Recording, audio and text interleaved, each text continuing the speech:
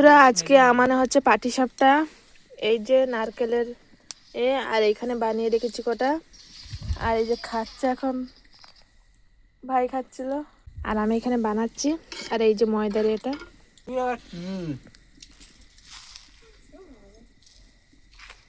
এই যে আর একজন খাচ্ছে। তো পিঠে কেমন হয়েছে বলো?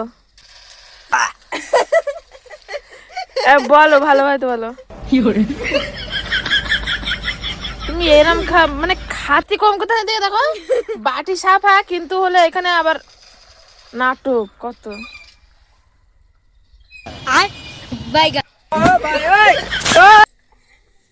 বেশি ভাব দেয়। তো এই যে দেখতে পাচ্ছ কত সুন্দর ভাবে